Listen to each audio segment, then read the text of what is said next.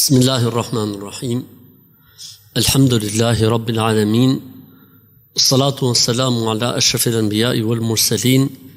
Nabiyina Muhammedin wa ala alihi wa sahbihi wa sallama tasliman kathira. Amma ba'd. Me emrin e Allahut, të gjithë mëshirshmit, mëshiruesit, falenderojmë Allahun, Zotin, krijuesin e botrave. Mirësitë, bekimet, mëshira e Zotit qoftë mbi dashurin e Tij dhe dërguarin e Tij profetin sallallahu alaihi wasallam, si dhe me gjithë besimtarët dhe besimtarët që ndjekin dhe pasojnë rrugën e Tij deri në ditën e Kiametit. Allahumma inna nas'aluka al-huda wat-tuqa wal-afafa wal-ghina. O Allah, Zot, kërkojmë prej Teje udhëzim të përhershëm dhe të vazhdueshëm. O Allah, Zot, kërkojmë prej Teje devocion, devotshmëri dhe përkushtim.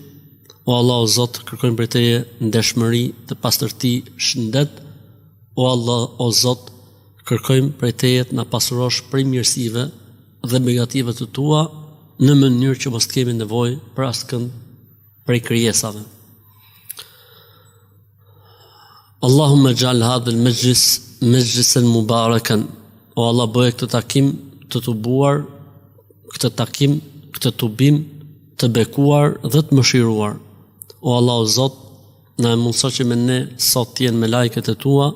O Allah, o Zot, na mundëso sot që mbi ne të zbresë mëshira Jote, qetësi shpirtërore prej Teje.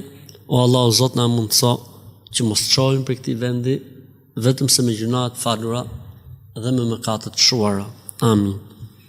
Siç edhe kemi paralajmëruar javën e kaluar, tham se do të futemi me shpresën e Zotit në një tematik krejt të re ose një kapitull të ri që ka të bëjë me stacionet e ahiretit, pra me stacionet të botës tjetër, që është analiza mbi shenjat paralajmëruese të ndodhisë së Kiametit ose të ditës së ringjalljes apo ditës së takimit me Zotin Xhella Xhelalu. Besimi në botën tjetër, besimi në ditën e Kiametit, pra në ditën e ringjalljes, është shart, do të thonë kusht që duhet plotësuar pa të quhesh besimtar. Pra nuk mund të quhesh besimtar nëse nuk beson se ka botë tjetër dhe ringjallje, dhe si njeriu mas vdekjes do të ringjallet. Jo vetëm kaq, po prej besimit në botën tjetër është të besosh në procedurat e vdekjes, në jetën e varrit dhe çfarë ndodh në varr, të besosh në shenjat paralajmëruese të ditës së gjykimit, të voglat edhe të mëdhat. Pra nuk plotësohet besimi në botën tjetër nëse njeriu nuk beson jetën e varrit dhe nëse nuk beson shenjat paralajmëruese të ditës së Kiametit. Kemi ne një rregull të artë në Islam që thotë ditën e Kiametit nuk e din askush tjetër përveç Allahu Xhella Xhelalu. As me lajket, as profetët, as pejgamberi alayhis salam, as Xhibrili alayhis salam, askush nuk e din se kur do të ndodhi Kiameti. Yes'alunaka anis saati ayyana mursaha fima anta min dhikraha ila rabbika muntaha. Të pyesin ty o Muhammed për Kiametin se kur do të ndodh, ti vetëm je përkujtues për Kiametin, ndërsa dija për të është krejtësisht e Zotit tënd. Kështu që se kur ndodh Kiameti ka rregull, stihet. Atë e di vetëm Allahu Xhella Xhelalu. Dhe cili do prej njerëzve, kushdo qoftë ai, që jep një datë apo një ditë apo një kohë se kur do të ndodhë Kiameti, ky njeri ka konkuruar Zotin dhe ka dash të ortakëroj Zotin në dijen e tij mbi ditën e Kiametit. Kështu që çdo lloj pretendimi se kur do të ndodhë është gënjeshtër dhe mashtrim, dhe se të vërtetën se kur do të ndodhë e din vetëm Allahu, Zoti i gjithësisë. Po përse ne kur themi ditën e Kiametit e din vetëm Zoti, atëherë pse ne duhet futemi në fushën e shenjave të Kiametit apo sinjaleve paralajmëruese. Kur themi ditën e Kiametit do din vetëm Zoti. Themi për këtë ka dy përgjigje. Përgjigjja e parë, Allahu xhalla xhelaluhu, ai që ka thënë ditën e Kiametit si kur do të ndodhi, e di vetëm unë, është i njëjti që na ka njoftuar se dita e Kiametit ka disa shenja. Kur të ndodhi kjo dhe kjo dhe kjo dhe kjo dhe kjo dhe kjo dhe kjo, do të ndodhi Kiameti. Ai që ka thënë se kur ndodh Kiameti se din askush tjetër veç Allahut, na ka thënë që ka disa shenja paralajmëruese. Për këtë arsye kur e pyeti Xhibrili alayhi salatu wassalam pejgamberin sa dhe i tha meta saa, kur do të ndodh Kiameti, ai momenti, çasti, ora, qal mal mas'ulu anha bi a'lama min as-sa'il. Tha pejgamberi alayhis salam, ai që po pyetet nuk din më shumë se sa vet pyetësi. Kur një njeri pyet për diçka, do të thotë se është i paditur. Atëherë i bite që ai që po pyetej të ishte i paditur njësoj si pyetësi. Tha pejgamberi sallallahu alajhi wasallam, ai që po pyetet nuk është më i ditur për këtë çështje se sa vet pyetësi. Pra nëse pyetësi është i paditur dhe ignorant, atëherë edhe unë jam i paditur dhe ignorant. Çfarë i tha Xhibrili alayhi salatu wasalam? Qala idhan fa akhbirni an amaratiha. Atëherë tha më trego cilat janë shenjat paralajmëruese. Për këtë arsye edhe në ajetin kuranor faqad jaa asharatuha, kanë filluar shenjat paralajmëruese të Kiametit. Wa innahu la ilmun lis-sa'a, zbritja e Isait në tokë është shenjë paralajmëruese e Kiametit. Atëherë duke u nis nga këto fakte, kjo është përgjigjja e parë. Pra e para është ai Zot që tha, vetëm unë e di se kur do të ndodhi dita e Kiametit, njoftoi se ka disa shenja që paralajmërojnë. Arsyeja e dytë për shenjat e Kiametit është se Zoti i Madh si mëshirë për besimtarët ju dha disa sinjale para 1400 vitesh, 1500 vitesh, që njerëzit kuptojnë se janë dhe argument profecie.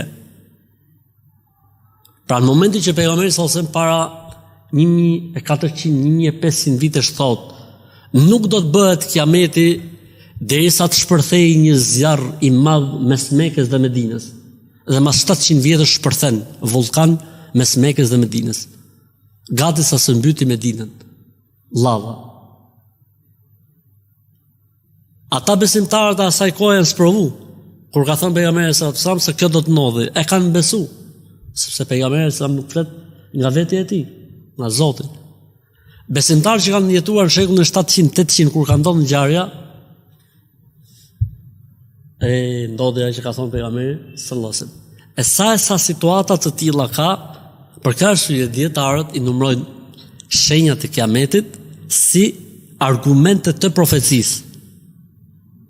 Pra është një argument plus se është i dërguar i Zotit. Pse?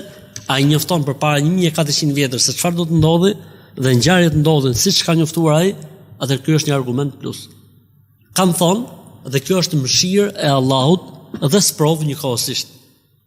Kështu ne hasim një shenjë të Kiametit që s'ka ndodhur akoma. Kjo është sprovë. Da besosh apo jo? Besimtari e beson. Përkundrazi, nuk i tronditet as pak imani dhe besimi i tij, edhe pse ndoshta kjo shenjë për shenjat e Kiametit nuk ka ndodhur. Ai që është me zemër të smur, ai që ka probleme me imanin e tij, apo munafiku, apo jo besimtari, do të thonë s'ka ndodhur, çfarë është kjo, si mund të ndodhi kjo etj. Pa është një lloj sprove për njerëzit. Për këtë arsye, ne muslimanët besojmë se do të ndodhi Kiameti dhe atë e din Allahu. Dhe përpara Kiametit ka disa sinjale paralajmëruese që quhen alamat as-sa'a al-kubra wa alamat as-sa'a as-sughra, shenjat e mëdha të Kiametit dhe shenjat e vogla të Kiametit. Normalisht njerëzit përballë shenjave të kiametit janë pozicionuar në ata të cilët i marrin, i pranojnë, dhe ata të cilët filozofojnë apo i interpretojnë. Për këtë arsye kanë thënë, duhet pas parasysh kur flitet për shenjat e kiametit disa rregulla. Cilat janë këto rregulla? 1. Rregulla e parë, çështja e shenjave paralajmëruese mbi ditën e kiametit është çështje që ka të bëjë me revelatën hyjnore, me shpalljen.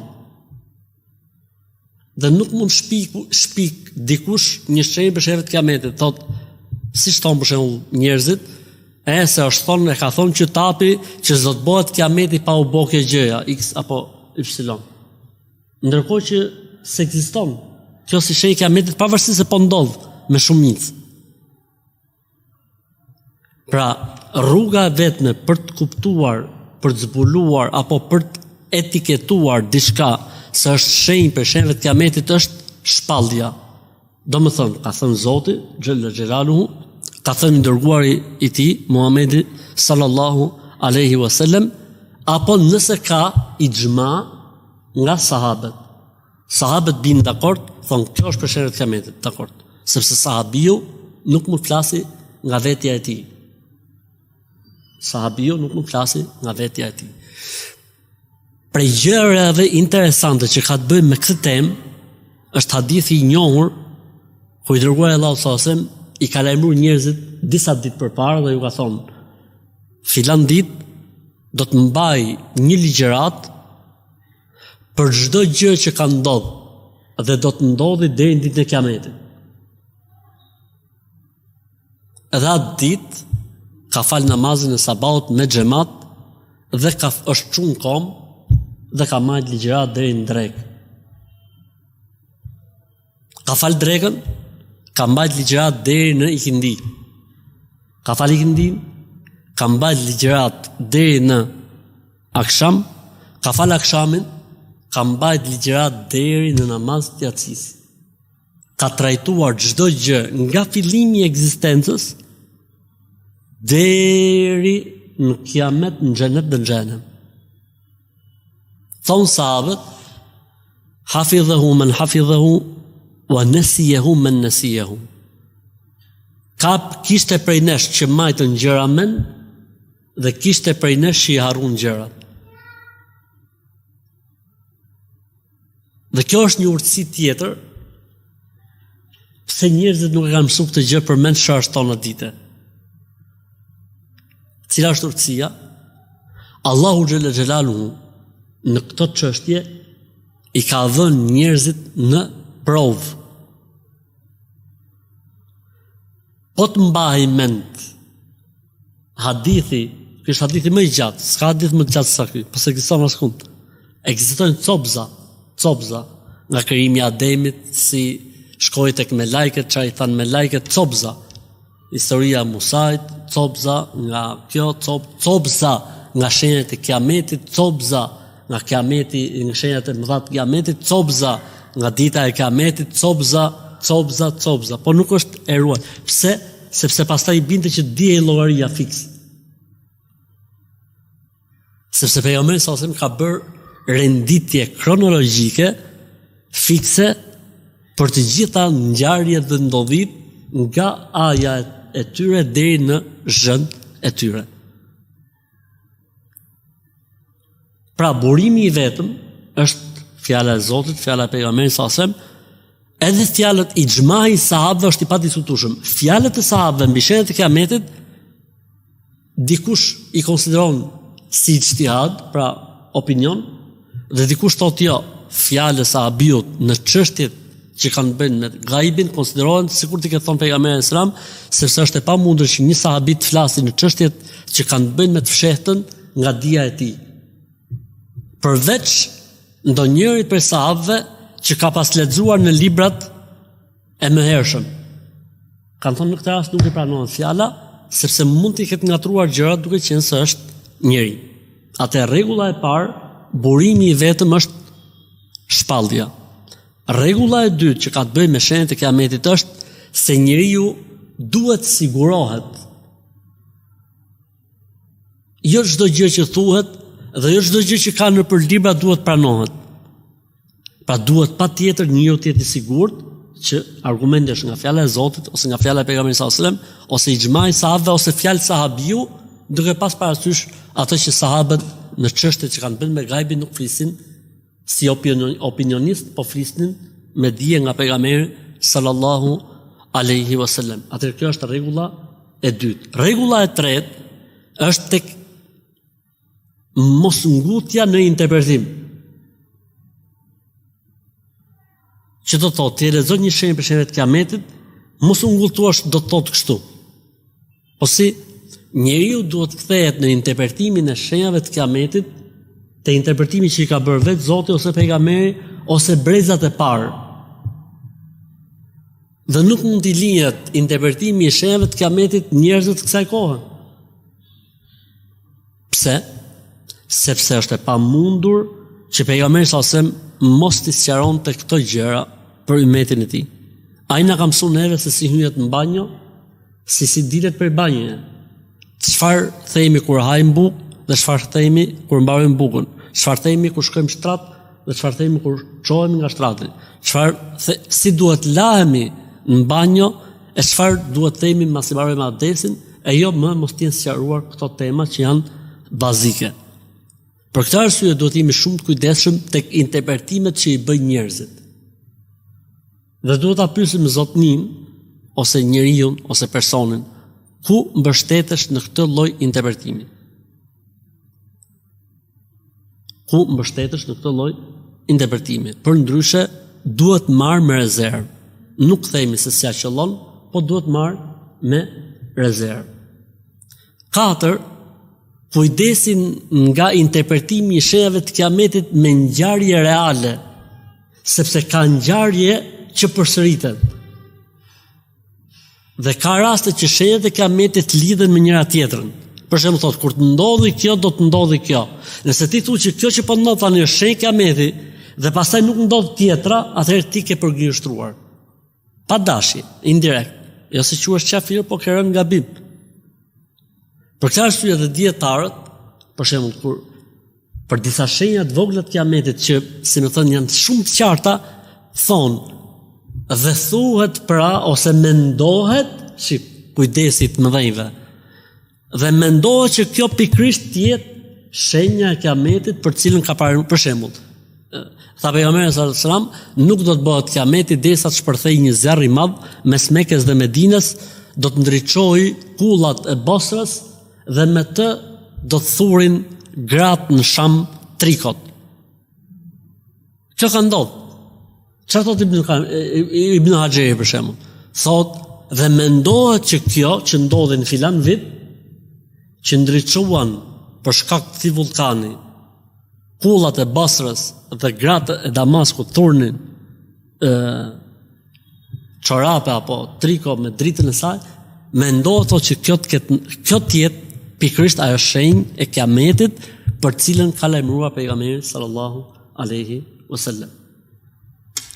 Për rregullave që kanë bënë me interpretimin e shenjave të kiametit është që njeriu në interpretimin e shenjave të kiametit duhet të jetë shumë konciz në atë që është transmetuar, sepse njerëzit e teprojnë shumë dhe filozofojnë shumë. Për këtë arsye e kanë nxjerrë Dejjalin nga konteksti literal. E kanë nxjerrë Yexhujët dhe Mexhujët nga konteksti literal. I kanë nxjerrë shumë shenjë të kiametit, edhe ne duket sikur po notojmë në shenjat e mëdha të kiametit thjesht kanë ngel për të bërë kiameti, ndërkohë që shenjat e mëdha të kiametit s'kan filluar akoma. Pyet na njërin e herë thot kur të bëhet kiameti, a kanë marrë shenjat e vogla të kiametit, edhe sa kanë ngel për të them prit, ala s'kan marrë të voglat. E pa marrë të voglat nuk mund fillojnë të mëdhat.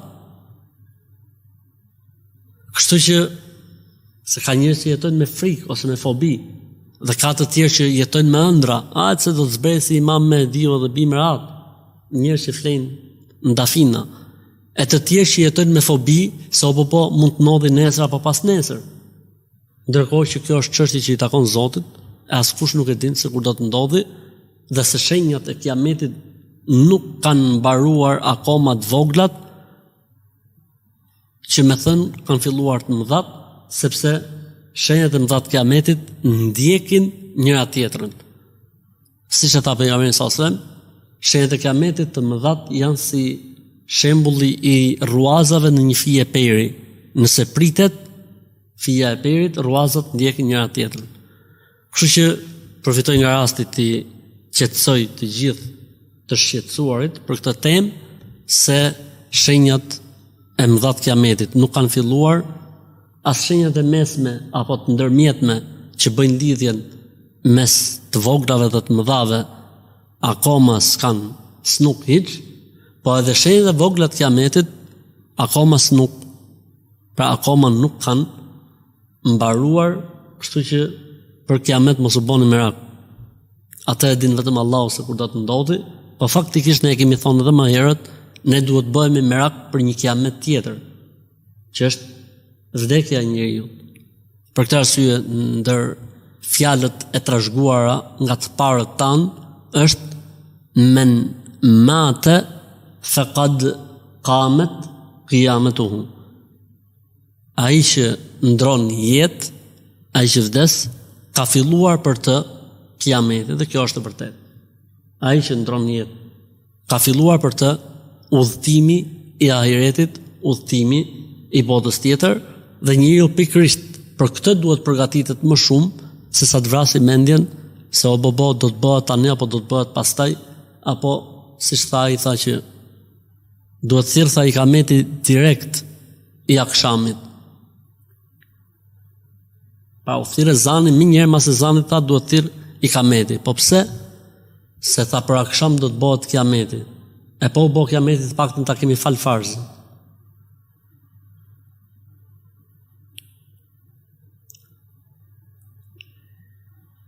Interesante kjo. Dashuria e madhe për namaz. Po edhe po u bë kiameti, dhe s'ke fal namazin, rregulli. Ka gjinof njeriu nëse bëhet kiameti dhe s'e ka fal ala farzën? Jo. Pa është njësoj si kur me vdek një njeri në 10 minutëshin e fundit namazit drekës. Ka pas mundësi me e falë, po se ka falë, deri në 10 minutëshin e fundit. Në 10 minutëshin e fundit, para se me hyjkindia vdiq, ky quhet gjinof qarë tek Allahu? Pyetje kjo, pyetje për ju. Se ky e la namazin deri në 10 minutëshin e fundit. Quhet gjinof qarë? Që vdiq pa fal namaz dreke. A i mund të falte në 10 minutëshin e fundit. A ka pas kohë dhe 10 minuta. Vdiq, së është gjëna fjarë. Pse? Se ka qenë në kohën e tolerancës. E qartë.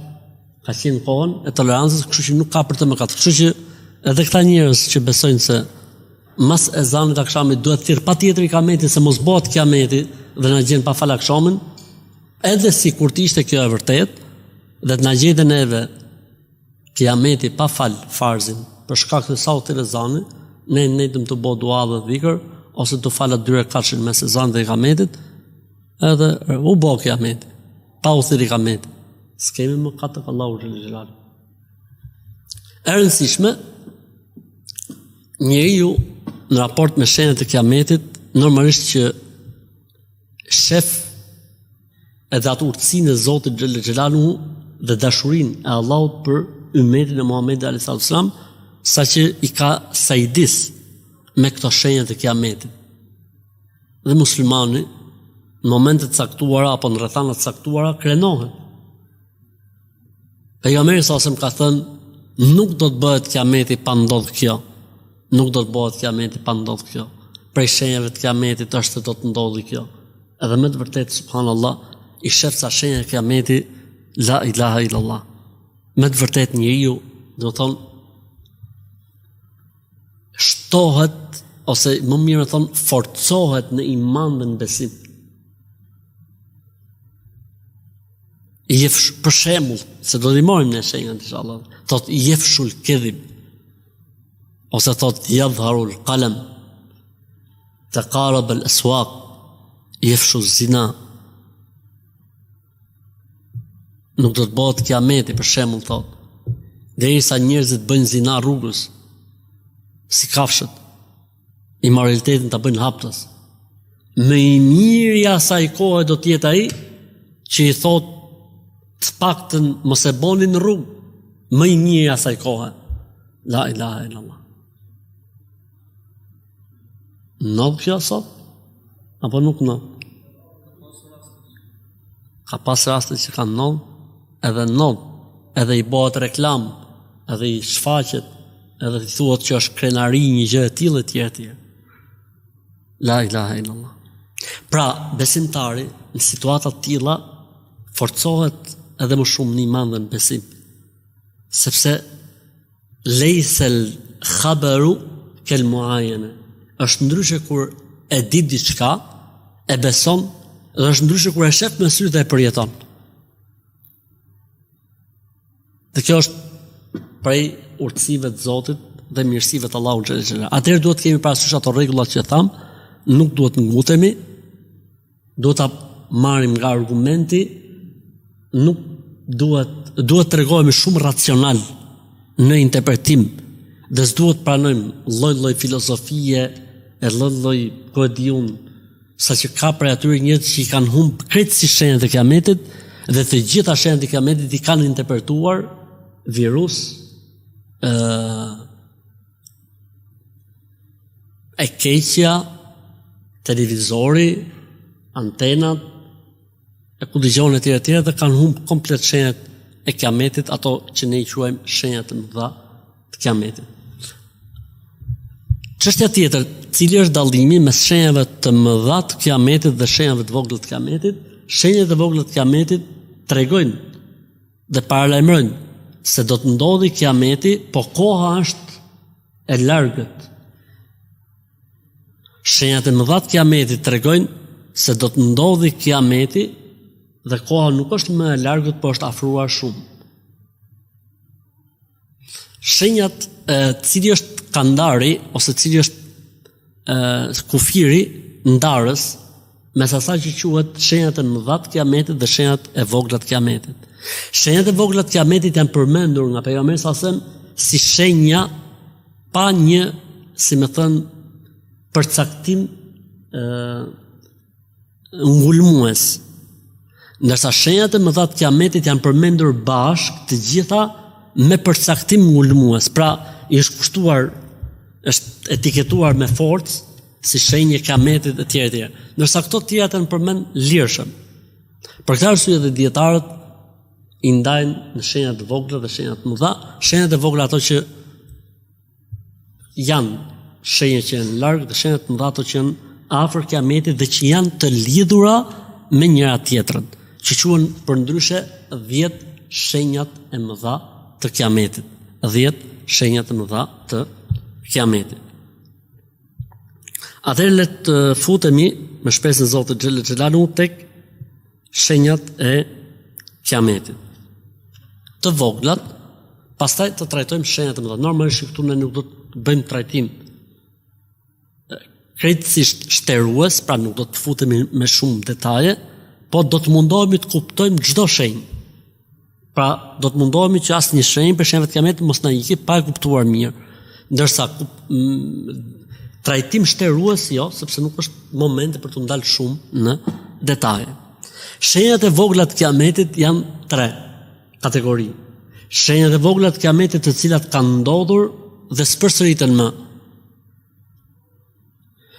Shenjat e vogla të kiametit të cilat kanë ndodhur po përsëriten vazhdimisht dhe do të përsëriten. Dhe shenjat e vogla të kiametit që akoma nuk kanë ndodhur derisa të vinë shenjat e mëdha të kiametit. Imam Mehdiun, disa dietarë fusin tek shenjat e mëdha të kiametit, disa të tjerë e numrojnë si një shenjë ndërlidhëse me shenjave të vogla, mbarojnë shenjat e vogla dhe fillojnë shenjat e mëdha. Mes tyre është ngjarja e Imam Mehdiut. Do t'i trajtojmë inshallah taala. Atëherë le të përmendim shenjat e vogla të kiametit Dhe me shpresën e Zotit Xhelalu jam i sigurt që nuk i marrim dot sot të gjitha, por marrim pjesën e parë sot, pastaj vazhdojmë me të tjera dhe pastaj të bëjmë atë komentin mbi shenjat e mëdha të Kiametit dhe çfarë kanë si renditje, cila është renditja më e saktë etj. etj. Atëherë le të shohim siç janë përmendur.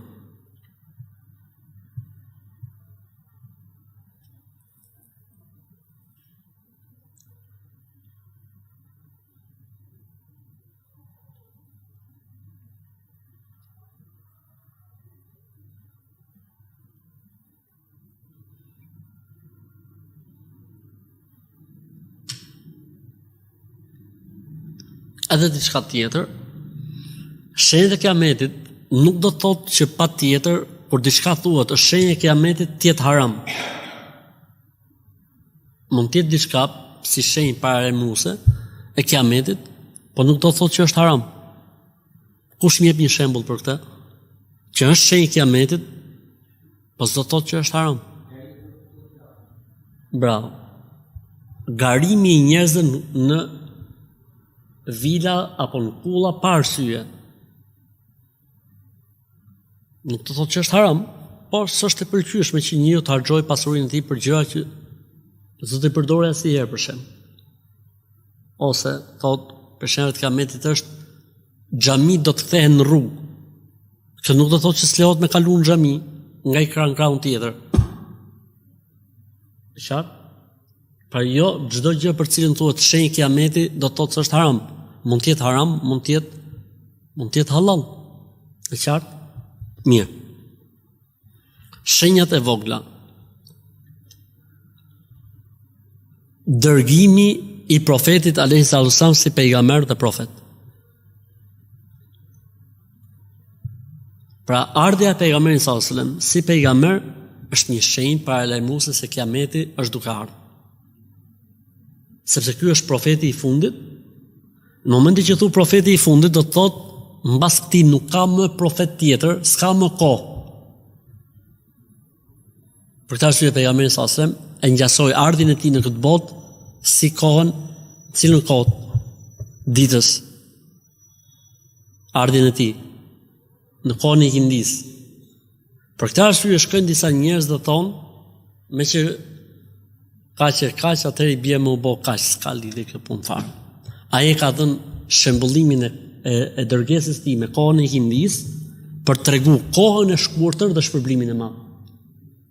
Pra, kemi një punëtor që punon nga mëngjesi deri në ikindi dhe merr një shpërblim X. Dhe një tjetër që punon nga ikindia deri në akşam dhe merr të njëjtin shpërblim. Kjo çfarë tregon? Dashurinë e Zotit për këtë. Për këtë arsye ne jemi të fundit, po ditën e gjykimit do të jemi të parët. Për këtë arsye ne jemi të fundit, po xheneti 3 çerek do t'i ketë prej nesh. Ne jemi të fundit, po nga 120 rrjeshta që do të jenë banorë të xhenetit nga rrjeshtat e ditës së Kiametit, 80 janë ummeti i Muhamedit sallallahu alaihi wasallam.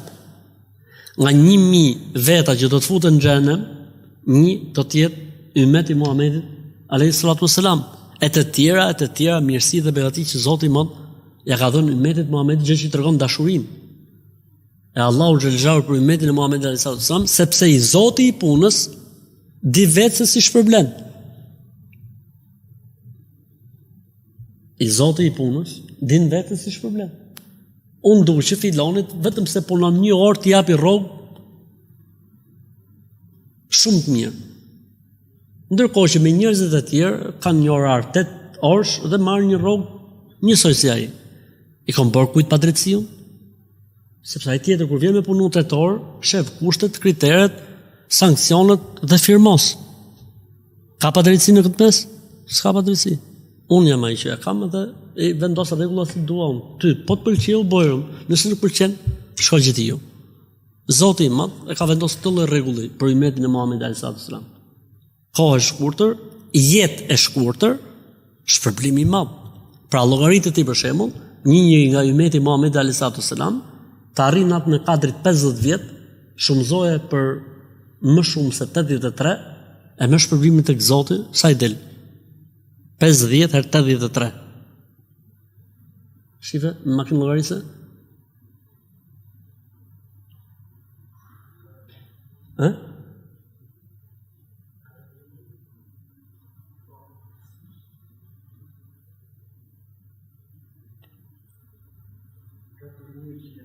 $4.150. 4.150. Ai tjetri ka jetu në kohën e Nuhut alayhi salatu wassalam. Ekstremi që mund të ketë jetuar në një, mund të jetë 1500 vjet. 1500 vjet. Sa ky jeton 60 vjet ose 70 vjet, ka 50 net kadri 4500. Sikur ka jetu 4500. Po jo vetëm kaq, mund të jetë bose be për filonin, për fistekun dhe ka vazhdu kjo mas vdekjes tij. Alhamdulillah. Atëherë ka thënë pejgamberi sallallahu alajhi wasallam, bu'ithtu ana was-sa'a kahatayn.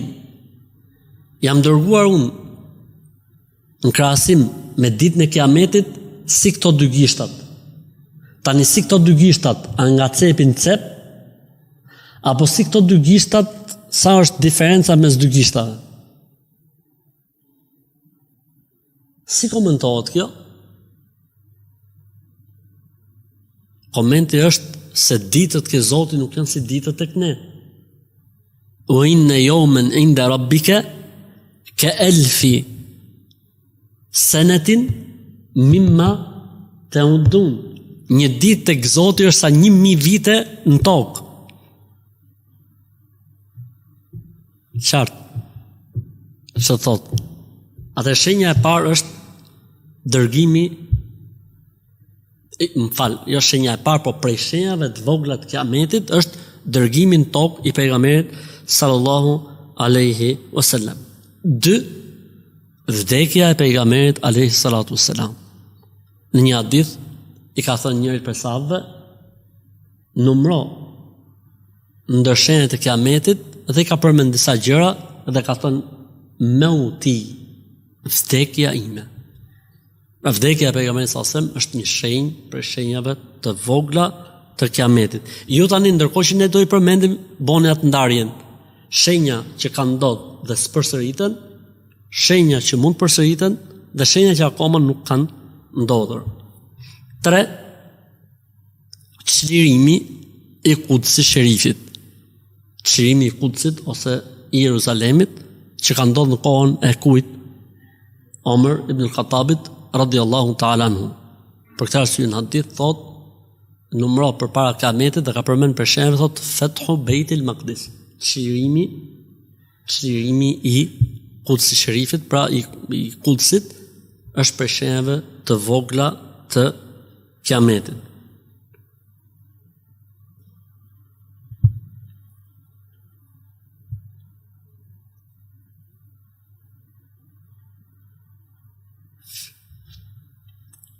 Për shenjave të vogla të Kiametit që ka përmend pejgamberi sallallahu alajhi wasallam, jemi e katërta tani? E katërta, mortaja ose kolera, taun, kolera. Faktikisht taun është një smundje që ndodh kur vdesin shumë njerëz. Kjo do të jetë mortaja, jo kolera, kolera është gjë tjetër. Mortaja. Tha pejgamberi sallallahu alajhi wasallam, i'dad sittan bayna yaday sa'a thumma qal mautan ya'khudhu fikum ka al-qu'as ose al-qi'as ose al-qa'as. Tha një vdekje e madhe që do t'i këpus njerëzit si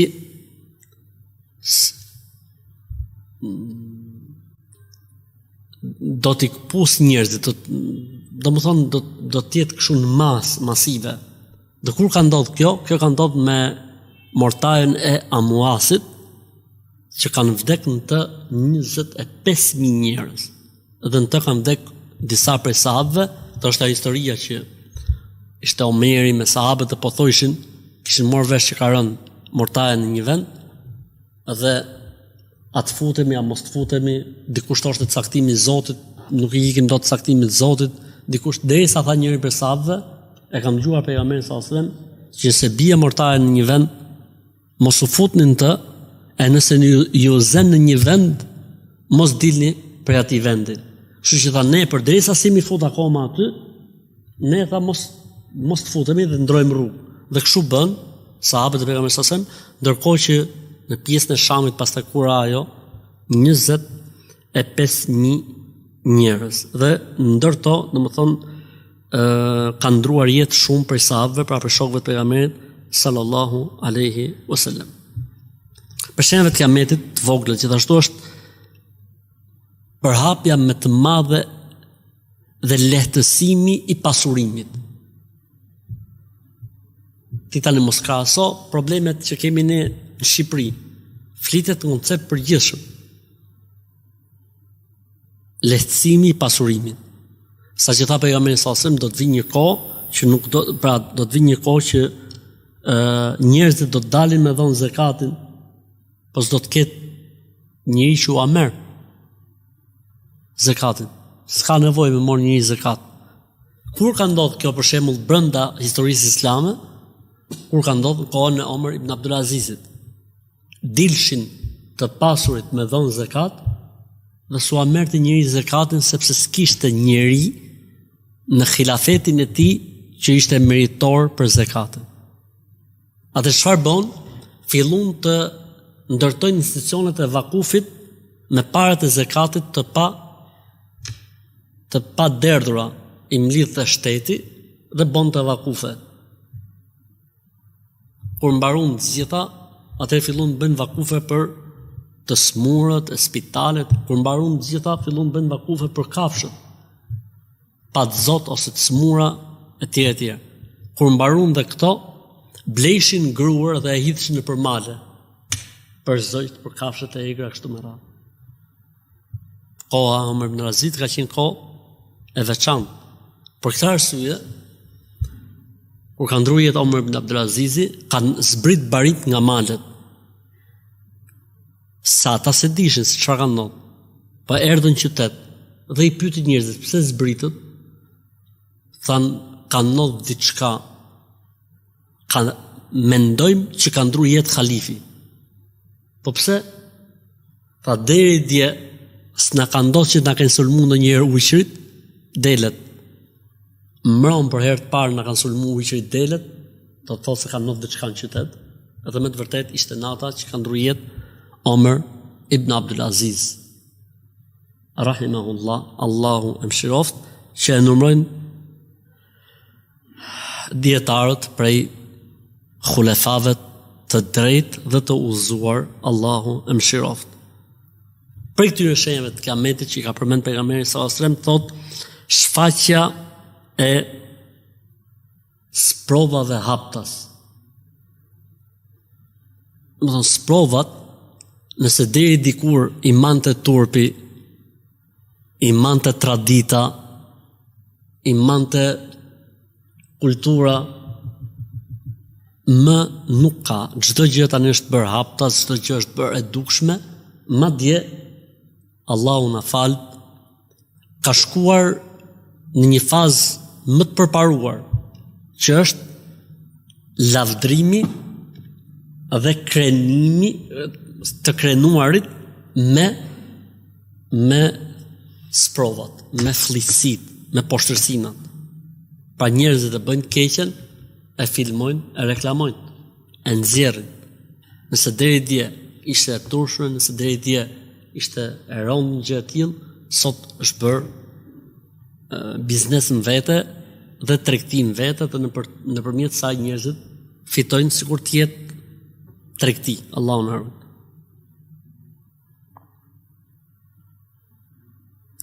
Tha pejgamberi sallallahu alajhi wasallam në një hadith, tha nuk do të bëhet kiameti derisa të përhapet dhe të mbushet njerëzit me para, dhe del njeriu me paratë e tij për të dhënë sadaka ose zakat, dhe i thot tjetrit, a ke nevojë? Thot jo, s'kam nevojë. Ndërsa për këtë, i dërguari Allahut sallallahu alaihi wasallam ka thënë: "Bejne yaday sa'a fitanun ka qita'il lejlil mudhlim." Para se të bëhet kiameti do të ndodhin sprova të mëdha, njësoj si errësirat e natës. Ai sprova të mëdha do të jenë për njeriu, saqë thot yumsi mu'minan wa yusbihu kafira, wa yusbihu kafiran wa yumsi mu'mina, yabi'u dinahu bi'aradin min ad-dunya qalil. Thot ai sprova të mëdha do të kenë njerëzit, saqë njeriu gëdhin si besimtar dhe ngrys si jo besimtar, ngrys si besimtar dhe gëdhin si jo besimtar, e shet fenë e tij për dynja, e shet fenë e tij ose e shet ahiretin e tij me dynjan, pra me jetën e kësaj bote.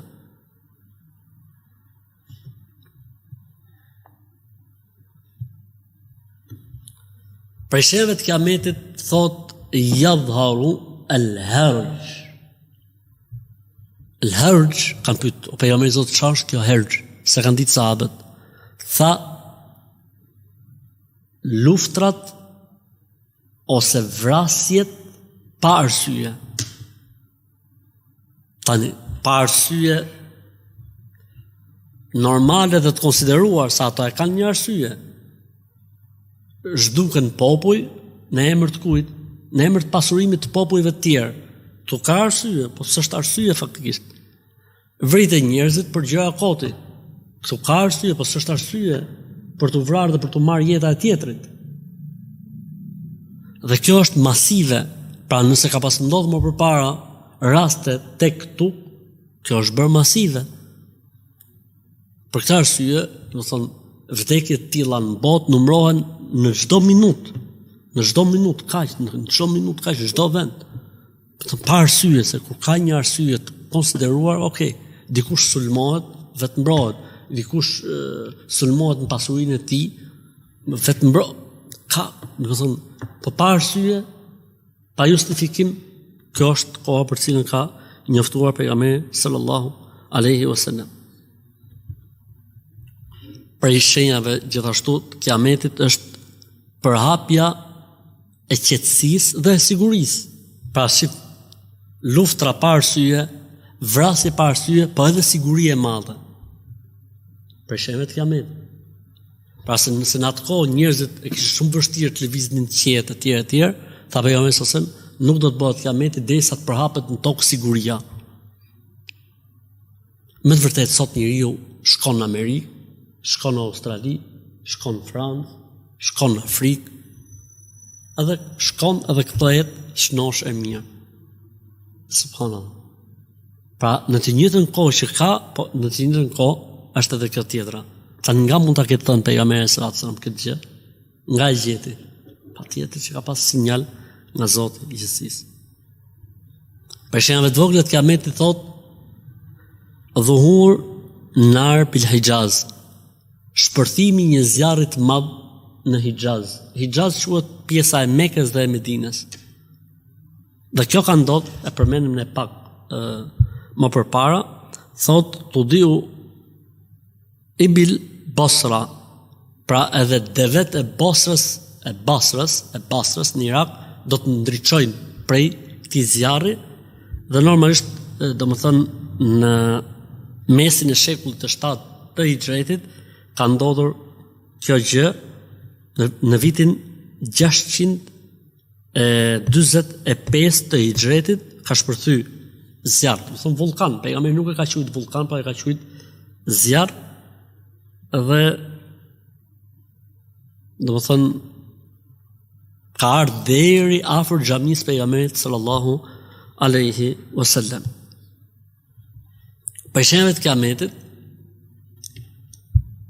do të jetë e 10-ta besoj, thot qitalu turk, lufta me turqit. Po turk nuk kupton turqit që kuptojmë ne sot, po mogolët, lufta me mogolët.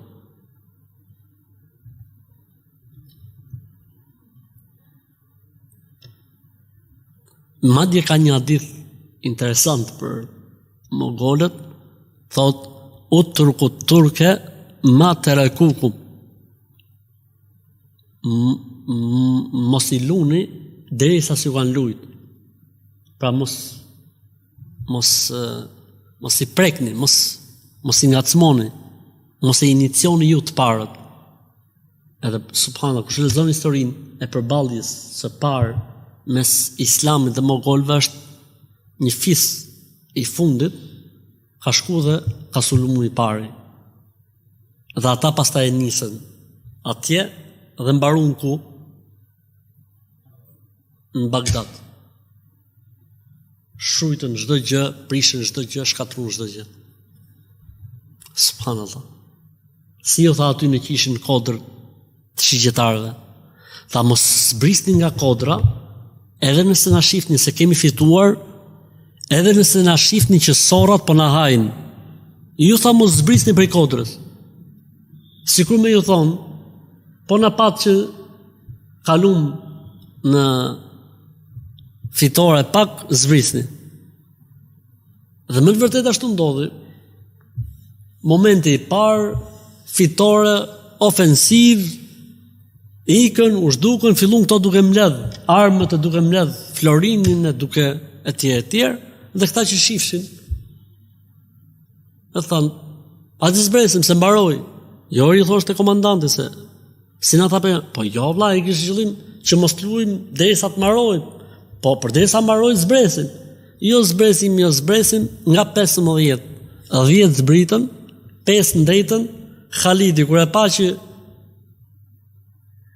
mbrojtja nga mrapa ra, shkoi e filloi me këto të 5, pastaj ju zbriti nga mrapa dhe ju kthyet çdo gjë nga fillimi dhe ndruni jetë 70 për sahabëve, ndërta Hamza radiallahu ta'ala anhu, sot i qoftë i kënaqur prej tij.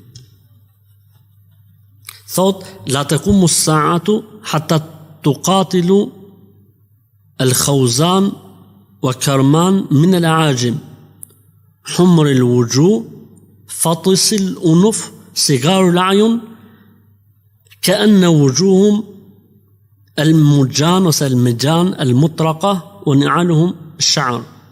Thot nuk do të bëhet kiameti derisa të luftoni me fiset Hawazin dhe Korman prej të huajve, të kuq, me hund të shtypura dhe me sy të vegjël.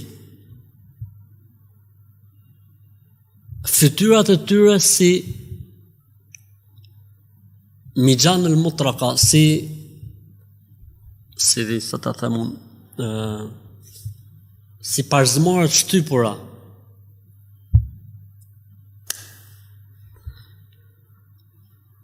Ndërsa veshja e tyre nga këmbët është lesh, pra kanë kështu, si quhen ato, prej leshi. Edhe me të vërtet, to kanë qenë cilësitë e mogolëve. Kur muslimanët mësuan një disfat të rëndë. Për shenjave të vogla të kiametit, humbja e amanetit. Ka thënë pejgamberi sallallahu alajhi wasallam, idha duyi'at al-amanatu fantadhir as-sa'a. Nëse humb përgjegjësia, nëse humb përgjegjshmëria, prit kiametin. Nëse humb amaneti, çdo thot amanet, diçka që të shlën, se më thënë, në mbrojtje dhe në përgjegjësinë tënde. Momentin që njerëzit e lejnë atë që janë përgjegjës për të, thot prit kiametin, ose hadithi tjetër që thot idha usida al-amru ila ghayri ahlihi fantadhir as-sa'a. Nëse marrin përgjegjësi ata që nuk janë adapt, ata që nuk janë meritorët, prit kiametin. Prej shenjave të vogla të kiametit është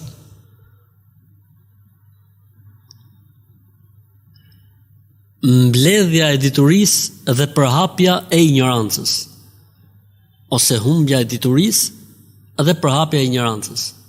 Pejgamberi sa më tha, Zoti nuk e merr dijen nga dietarët që t'u shkuli nga mendjet dhe zemrat e tyre, po e merr dijen duke larguar nga kjo botë dietarët. Derisa mos mbesim më njëri i ditur dhe njerëzit pyesin ata që mbahen si të ditur, ignorantët. Fa dallu wa adallu. Humbin veten e tyre, humbin edhe të tjerët. Gjithashtu ka thënë min shrati saati an yurfa al-ilmu wa yathbut al-jahl. Për shembull të kiametit është ngritja e diturisë nga toka dhe dhënia pushtet e ignorancës. Dhe shumë ngjarje ndodhin në botë sot kur njeriu sheh që ignoranca ka marrë pushtet. Dhe më shumë i besohet ignorantit se sa një njeriu ditur i cili flet me argument, ka thënë Zoti, ka thënë pejgamberi sallallahu alaihi wasallam. Për shembull të vogël të kiametit është intisharu zina, përhapja më të madhe e immoralitetit. Ka thënë pejgamberi sallallahu në hadith kur ka folur për shenjat e kiametit, ka thënë wa yafshu az-zina. Fjala yafshu do të thotë përhapje masive. Përhapje masive, që do të thotë ligjërim, pra nuk quhet më shkelje, dhe e dyta masivitet, që do të thotë një njeri i cili thotë që njeriu duhet të ruajë nderin, nuk lejohet që një njeri të bëjë marrëdhënie të jashtëligjshme bashkëshortore, seksuale pa qenë i kurorzuar me atë femër, apo ajo e pa kurorzuar me atë mashkull. Ky si njihet në kohën që jetojmë. Ky është sikur me qenë UFO, sikur ka ardhur në një planet tjetër, sikur si jeton me botën, njëri që do me kthy njerëzit në kohën e gurit, ndërkohë që s'ka asgjë të keqe, që njerëzit bëjnë atë që ndjejnë dhe që dëshirojnë.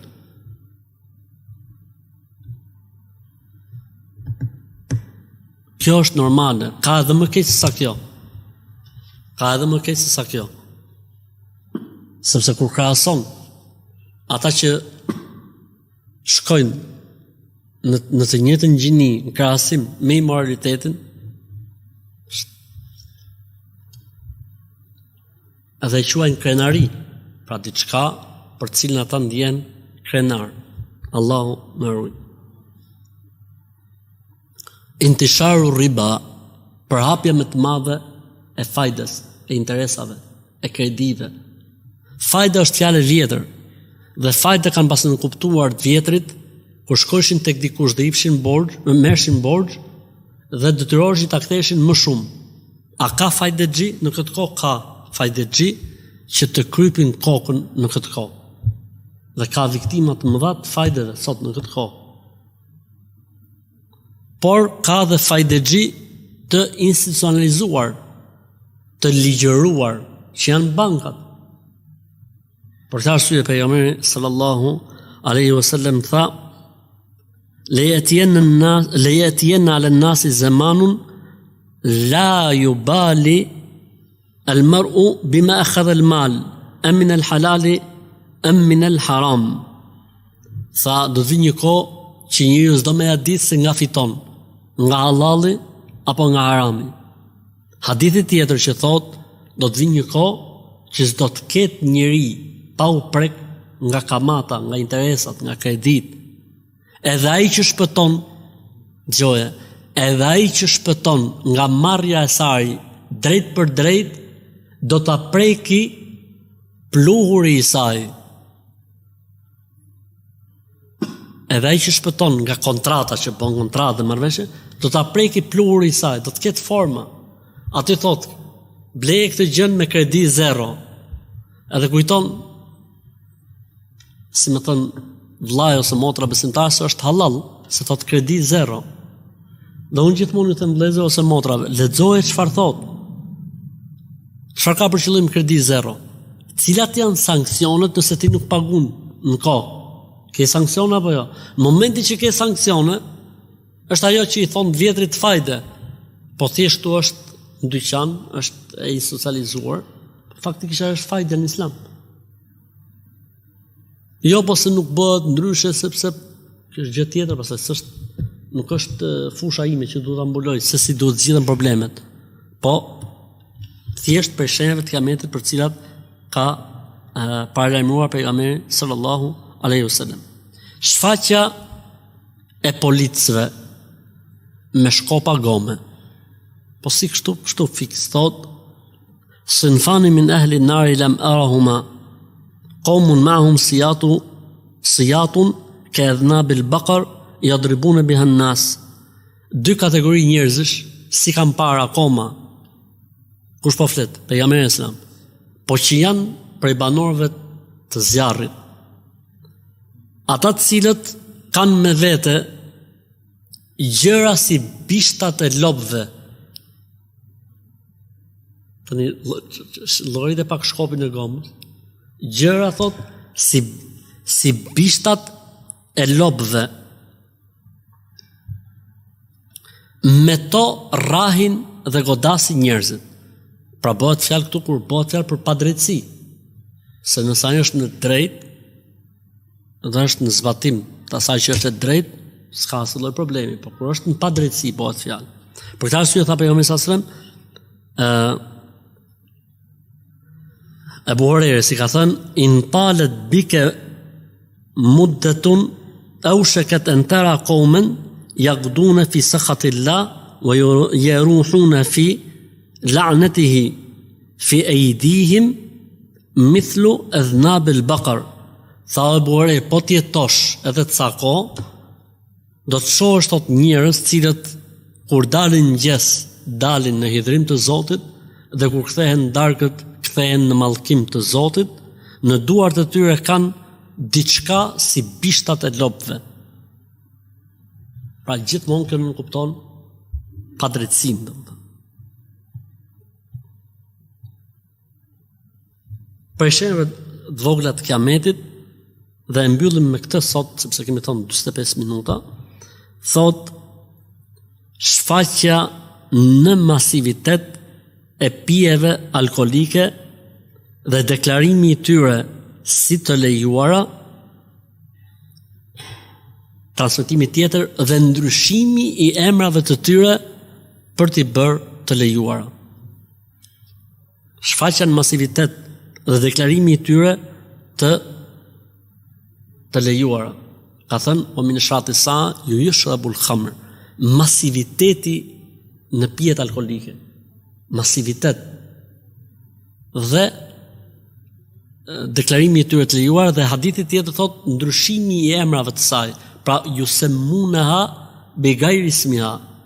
Nuk i thonë më pije alkolike, po i vënë emra gjëra që njerëzit do të thonë ta marrin si normale. Edhe sikur nuk është duke pi pije alkolike, por është duke pi diçka që ka x emra apo y emra. Faktikisht është pije alkolike dhe është përderisa dhe sido që ta ketë emrin e mbetet haram dhe është e ndaluar. Për këtyre shenjave të kiametit është garimi i njerëzve në kulla, në shtëpia të larta apo për pallatet që janë sot etj. Garim.